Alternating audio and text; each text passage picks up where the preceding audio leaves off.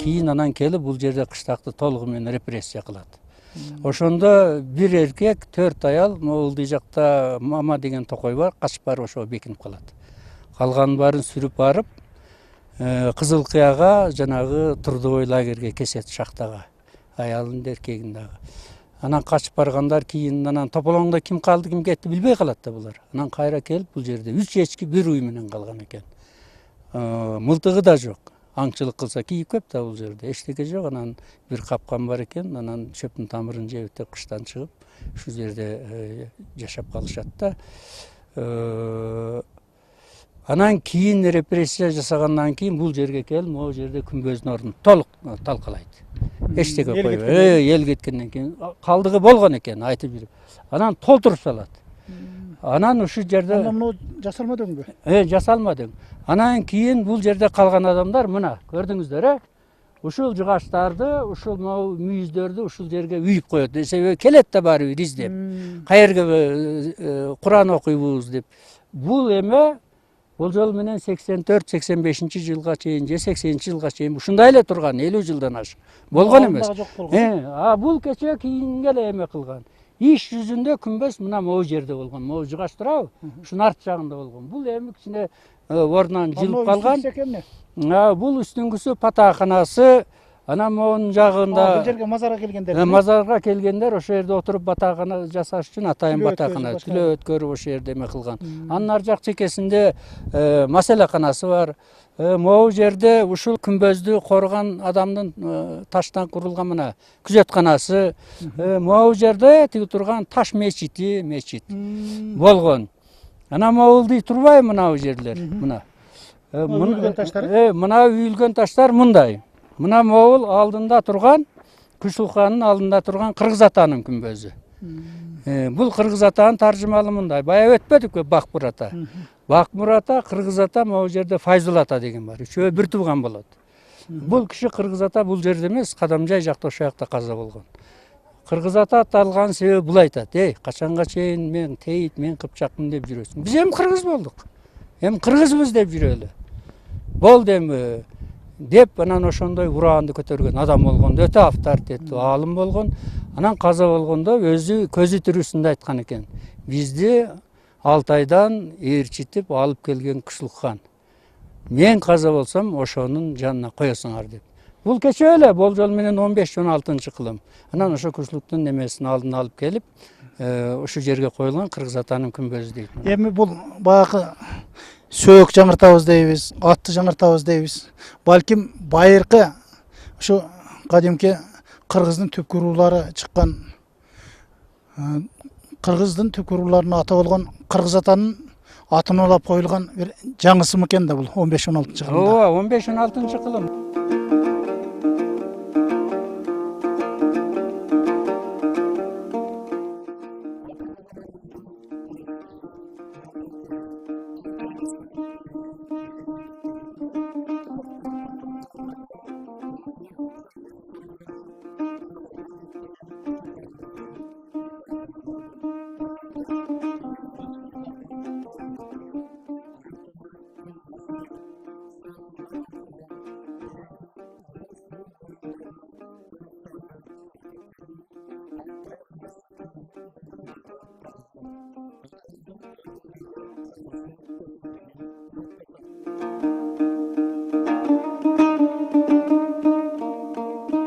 Жалпы кыргыз урууларына чакырылган улуу күч бириккенде гана биздин кыргыздын улуу дөөлөтү түзүлөбү деген гана сөз да.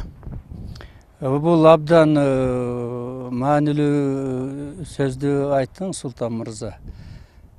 Тилекке каршы ушул философияны көкүрөгүбүзгө уюта албай, сүйлөгөн сөзүбүз бийик, өзүбүз кийик болуп калдык да. Эми ошон үчүн биз бул мына азыр биз зыярат кылдык. Мен жөнөкөй эле айтайын, биз зыярат философиясын жоготуп алдык да. Азыр эч ким чечмелей албайт. Мына мен ушул маселени изилдеп, ал 5 баскычтан турат экен да. Биринчи ниеттенүү дейт. Экинчи ошо зыярат кылган ал ким? Жөн эле мазар десе эле бара бербе дейт. Изилдеп көр аны, иликтеп көр. Такта. Үчүнчүсү ошо жолго чыгып ошонун оң жакшы жактарыны ушу мага дарысын деп анан сапар тартасың. Анан төртүнчүсү зияратка барган жерге 2-3 чакырым калганда жөө келиш керек экен. Эгер жолдо таш болсо таштарды терип, ошодон баягы зиярат болгон жерге чейин келгенче ойлонуп, өзүңчө бир чоң өзүңдү талдап келишиң керек. Мен киммин, бул зиярат кылган киши ким деп акыл токтотуп келиш керек экен. Кээ бир адамдар ошол убакыттын ичинде баягыдай кадимги транска түшүп келген жерде ыйлап, өкүрүп, кийимин тыткылаган учурлар болгондо, мазарга келгенде боюн таштап. Анан бешинчиси ошол зияраттын тыянагын чыгаруу. Мына философия зиярат. Бул кыргыздын салты, муну кээде динге да эме кылып жүрүшөт. Бул дин менен салттын жуурулушуусу. Мындай деп алышыбыз керек да. Эми мына өзүңүз жубоңуздан өзүңүз суроо жараттыңыз да. Бул ошол дин менен философиянын же болбосо биздин байыртан бери келе жаткан ата бабалардын улуу салтынын жуурулушкан жери. 3 булактын кошулушу. Дин, салт, философия. Жуурулушуп атат. Мына ушул дин, салт, философияны көкүрөккө кармап туруп, көңүлдү бир жерге токтотуп туруп, биздин Кыргызстаныбыздын келечеги кандай болот? Мына ушул боюнча сиз акыл токтоткон бул Кыргызстандын аксакалдарынын катарында жүргөн адам катары. Эми бул аябагандай оор суроо бердиң. Бул мени күнү түнү ойлондурган, кээде кадимгидей шолоктотуп ыйлаткан, өкүнткөн, өксүткөн суроо. Мен буга өмүр бою жооп издеп келатам. Биз тобого жанышыбыз керек да. Тобого жанышыбыз керек. Жараткандан кечирим сурашыбыз керек. Кечирип коюң жараткан. Сиздин вазыйпаңызды аткара албай жатабыз. Биз эми жолго түшөлү деп көкөрөгүбүзгө ошол улуу бабалардын баягы алтынды кумдан кандай чайкап алса, ошондой кылымдардын арасынан чайкап алып чыккан асыл баалуулуктарын, жакшынакай акыл нуска каадаларын кайрадан окуп үйрөнүп, ошону бүгүнкү күндүн талабына, бүгүнкү маалымат технологиясынын учуруна, илимий техника жетишкендиктин учуру менен жуурулуштуруп, өзүнчө бир интеллектуалдык революция жасашыбыз керек да. Ошондо биз кыргыз оңолобуз. Ансыз биздин келечек бүдөмүк экендигин тартынбай эле айтып коюш керек. Ошо интеллектуалдык революцияны кантип жасайбыз? Мына жасайбыз деп экөөбүз келдик го, жолдун ушунчалык татаал экенин, муну түшүнгөн адамдан түшүнбөгөн адам көп экен. Аны да өз көзүң менен көрдүң, Султан мырза. Мен ушул суроону ар бир кыргызстандык өзүнө берсе жакшы болот эле деп ойлойм да. Мен аны азыр жооп айта турган, ал даражамда, ал азыр мындайча айтканда рухий эмем шаам жетпей турат. Энергиям шаам жетпей турат. Муну ар бир кыргызстандык өзүнө берип, өзү жооп табыш керек.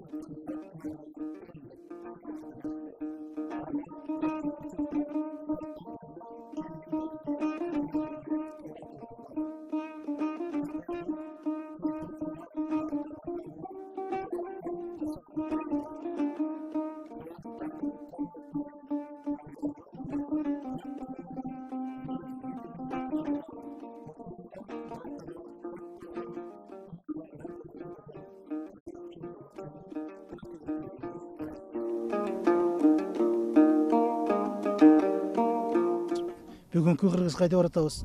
Кечебизден кандай барат алып атабыз, эртеңкибизге кандай кадам таштайбыз?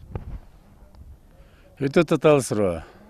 Бирок ушул бүгүнкү болгон өзүңүз айткандай насип буйруп келген жолубуз далилдеп турат.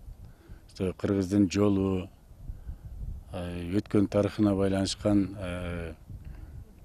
ушу кандай мамлекеттүүлүк болгон, уюштуруу маселеси кандай болгон, жашоо тирилигин кандай уюштурушкан, кандай конуштар болгон, ошонун баарын изилдеп келгенде ушунчалык жакшынакай бир салтыбыз, каада салтыбыз бар экен. Анын баары тең мынакей тарыхтык фактылар өзүлөрү далилдеп турат.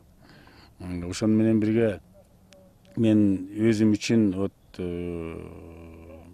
белгилүү болгон нерсе бул каныбыздагы касиет да.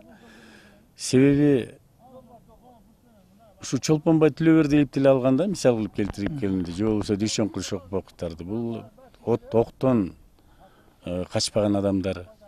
Ушундай касиеттер биздин Кыргызда көп болгон экен. Андан кийин бүгүнкү күндө тарыхта кайталап кереги жок. Андай нерселер көп болуп атат. Бул эмнени билдирет? Биз элибиз, жерибиз үчүн каныбызды, жаныбызды бергенге даярбыз. Бирок бир гана өкүнүчтүү нерсе, ушу акыркы 20-25 жылдан бери биз татыктуу жетекчини шайлай албайбызбы, же болбосо бир элде өзүнүн бир кемчилигибиз болуп атабы, же ошо жетекчилерде болуп атабы, кандайдыр бир себептер менен ушу туңгуюктан чыга албай атканыбыз баарыбызга далил болуп калды да. Ошону менен бирге жакшылыктан үмүт үзбөгөн да кыргыз экен. Орустар айтат мисалы үчүн, надежда умирает последний деп, а кыргыз айткан үмүт шайтан деп. То есть жакшылыктан биз эч качан үмүт үзгөн эмеспиз. Өлүп баратканда да жакшы деп айтканбыз. Бул эмнени билдирет? Биз келечегибиз бар. Мына бүгүнкү күндө аң сезим айрыкча жаштардыкы жакшы койгонуп атат. Улуттук аң сезим жакшы койгонуп атат. Жанагы элдин көпчүлүгү ушу каада салттын, баалуулуктун негизиндеги биздин нарк насилибиздин негизинде мамлекетти куралы, ошо уюштуруу маселесин, башкаруу системасын киргизели деп аракет кылганы бул жакшы нишан. Көпчүлүк учурда биз уруктарга бөлүнүп туруп, улутубуздун кадырын кетирип алган учурларыбыз көп болуп жаткандай. Буга кандай карайсыз? Мен буга каршымын. Уруңду билбесең, өзүңдү билбесең, сен кимсиң? Кыргыздын кыргыз экенин касиети мына ушунда жатат, баалуулугу. Ар бирибиз бу көкүрөгүбүз менен туюп, кайсы урудансың? Ошондо билебиз кандай касиети бар, эмне артыкчылыгы бар. Кемчиликти издеген бул жамандыкка алып барат. Артыкчылык издеген жакшылыкка алып барат. Ошон үчүн ар бири уруу өзүн билип, ар бир кыргыз, мен кыргыз деген өзүнүн кайсы тукуму ким экенин билсе, ал эч качан жамандыкка барбайт. Анткени ал жерде именно уруучулукта ушунда касиет жатат. Тескерисинче башка сырткы күчтөр ошону пайдаланып, бизди бири-бирибизге чагымчыл болуп кагыштырып койгон бул факт туруп атат. Бирок бүгүнкү күндө биз ага жол бербейбиз. Казыбек мырза, мен бул жерде сизге берейин деген суроом, бул улуттан урууну улук койгон учурду айтып атам да. Курама топтоп журт кылдым. Все-таки уруу бийигирээк туруп атат. Ошондон келип анан улут жаралып атат. Менин баамдоом боюнча, Манастын Акшумкары бул кыргыздын образы, кыргыздын элеси. Элестетип көрүңүз. Көп жылдар бойы айтып келди, кыргыз үчкө бөлүнөт деп, оң канат, сол канат, ичкилик деп. Мен айтат элем, кыргыз үч илтиктен бириккенде анан кыргыз болот. Бул Акшумкардын образы, бул кыргыздын образы. Оң канат, сол канат, ичкилик. Ошол бириккенде гана биз Акшумкар болобуз, то есть кыргыз болобуз. Албетте, урууну билбесе, жет атасын билбеген кул дейт. Бул эжелтен айтыла келген улуу сөз. Муну сиз же мен же биздин замандаштар ойлоп чыккан нерсе эмес. Биз эми мына бүгүнкү күндө Күчүлүк атанын күмбөзүнүн жанында турабыз. Ушул боюнча өзүңүздүн көкүрөктө сактаган балким бир чындыгыңыз бардыр. Муса кайдай болуп тарыхты биз анчалык терең биле албайбыз, бирок аракет кылып жүрөбүз. Бул болгон нерсени биз кантип жок деп айтабыз, же болбосо жаман деп айтабыз. Ошончо кырдаалдан башын кечирип, адегенде баш ийбей, кийин ушу аягында кет букага келип такалып, ушу жердин баарын тең коргоп, бошотуп, сактап келген ушу бүгүнкү биздин жашап аткан жерибиз, ошолордун жетишкен бизге калтырып кеткен мурасы, ошолордун эмгеги, каны, тери. Ошолордун уюштурган иши, ошонун жыйынтыгын биз көрүп отурабыз. Эгерде биз муну билбей сактай албасак, анда бизге эч кандай баа бере албайт эч ким. То есть баабыз жок болуп калабы же кандай деп айтсак. Но нет, нам грош тена болуп калат да. Орустар айткандай, кечирип коюңуз.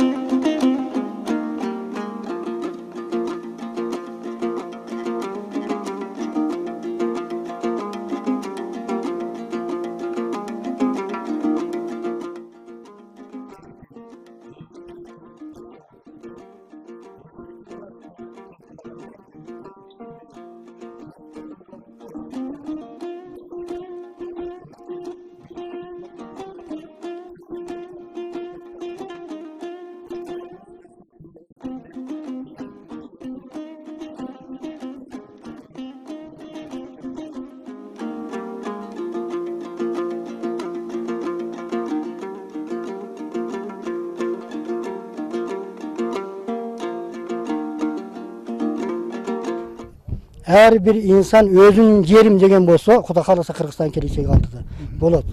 İlgerçen bir atabız özünün mekenini korgop kelген, dagы эле коргой берет, Kırgızstan kelечеги бар. Жетекчилерибиz жакшы болуш керек, элге адилет караш керек, ушундай жакшы оштуу жетекчилер болсо, утур качып кетпеген. Kuda kalasa Kırgızstan оңолот. Kırgızстандын жаштары бардыгы эле жерим деген жаштар азыр эч алыс кеткени жок. Көрдүңүздөр, ошол окуясында көрдүңүздөр, онун башка окуяларда. Kuda kalasa эл өзү үчүн, өзүнүн жери үчүн ар убакта жерин сактап келген, дагы эле сактайт. Бул күчүлүктүн күмбөзү жөнүндө эмне айтасыз? Бу кишини Мусакан толук айтат. Буга мен кече кийинирээк чоңоюп калдык. Так маалымат айта албайм. Себеп Бул жерде мазар бар экенин мурда билчү элеңиз. Качандан бери айтылып калды? Күчүлүктүн мазары деп. бул Күчлүканды илгертен эле айтып келгендер биздин аталарыбыз. Анан бул жерде 3 та мазар бар. Азыр кандайдыр бир сал неме болсо керек, мына Күчлүкан ушул мазар, мына ал мазар. Мында 3-4 мазар бар, катта чоң мазарлар, кабырлары паста Эмне деген турат. мазарлар?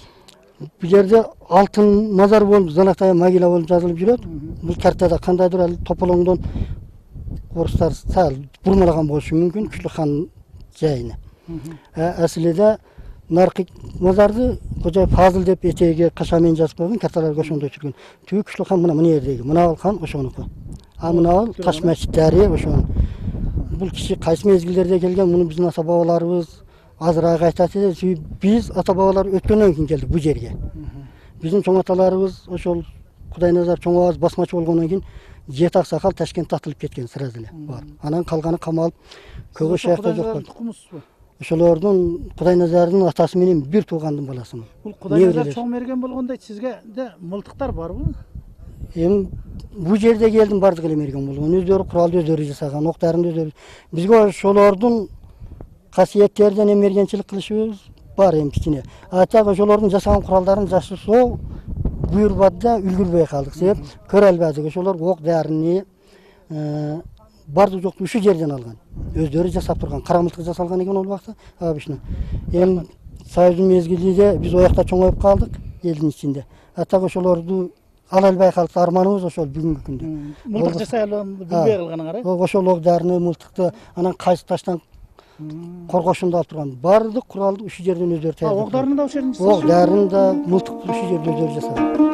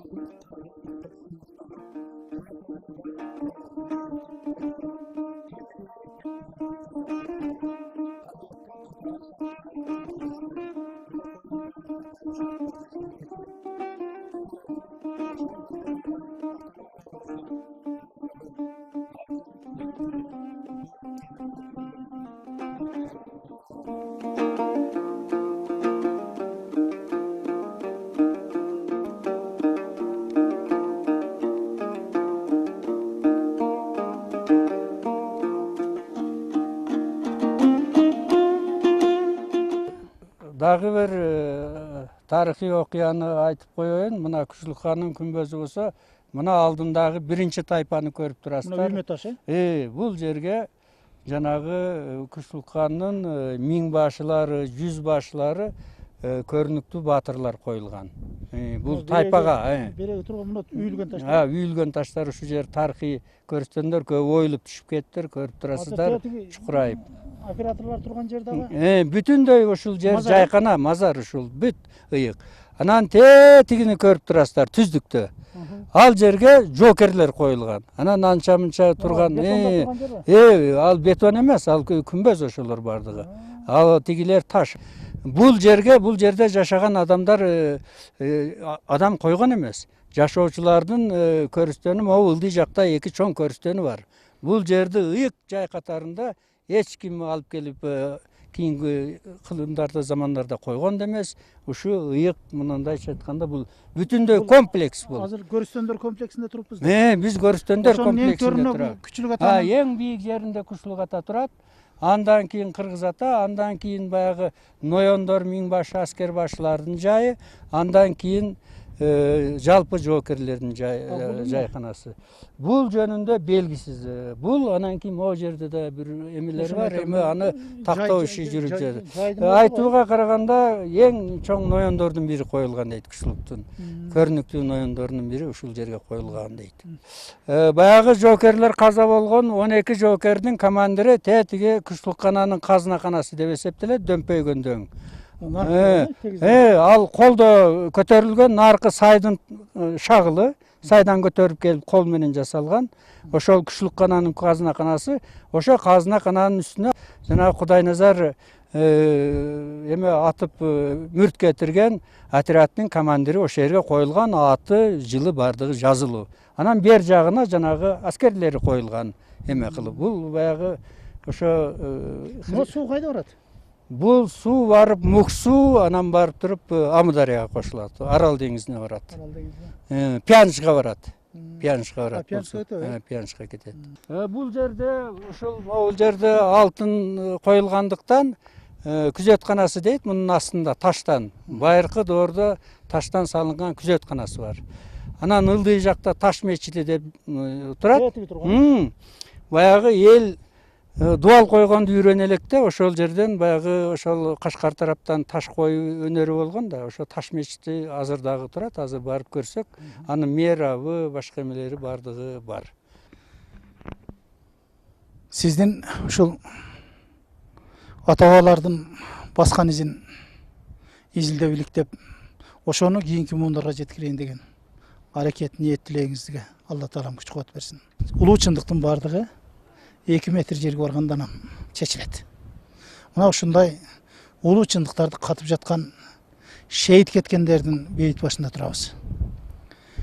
Эли журтубуздун келечеги кең болсун, ынтымагы бекем болсун. Аксакалдарыбыз нарк нускалуу, жаштарыбыз абийирдүү болсун.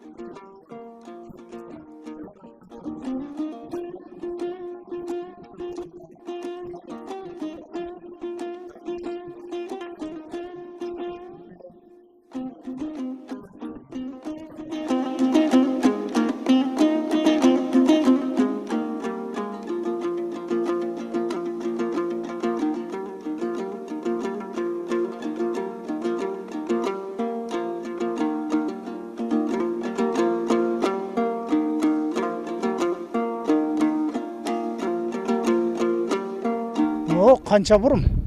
32. Бул кайсы жылдары салынган экен бул жол? Бул кече 2010 жылдары бүттү. Башта Ага чейин кантип түштүлөр? ат улоо менен эле каттаганбыз, ат жол болгон мында. Ат жол менен деле жүктү алып түшүш кыйын го. Эми Же жүктү кулатып жиберип жок, эми кыргыз илгертен бери ат жалда чоңойгон, ол кандай жүк болсо ham каалаган жерге алып барат, кааласа. Адамзаттын колдон эмне келет ол? Каалаганын кыла алат. Бул өтө чукул бурумдар экен, Мыналар өтө чукул бурумдар азырынча. Мындай кокустуктар болбойбу? Жок, Кудайга шүгүр, эми бул улуу касиеттүү, эң улуу жерлердин бири ушул жер, биздин жерибиз. Биринчи Алла сактап, андан кийин ушул чоң мазарлардын жардамы болот. Биздин ишенимибиз ушундай. Биринчи Алла сактоочу, анан ушул. Рахмат, ушул жерде мекен-жайын коргоп жүрө бериңиздер. Рахмат. Урматтуу телекөрүүчүлөр, биз бүгүнкү сөзүбүздү мына ушул Кожокмат аба менен сүйлөшүү аркылуу бүтүрүүнү туура көрдүк. Мына өзүнүн жерин коргойм деп, элин коргойм деп, ата журтун башкаларга тепсетпей, ушул жерде сактап отурам деп ниет тилек менен отурган Кожокмат ага окшогон инсандар болсо, албетте Кыргызстаныбыздын келечеги кең, дөөлөтү улук болот деген ишеничибиз бар. Кийинки көрсөтүүлөрдөн, кийинки жакшылыктардан амандашканча саламатта калыңыздар.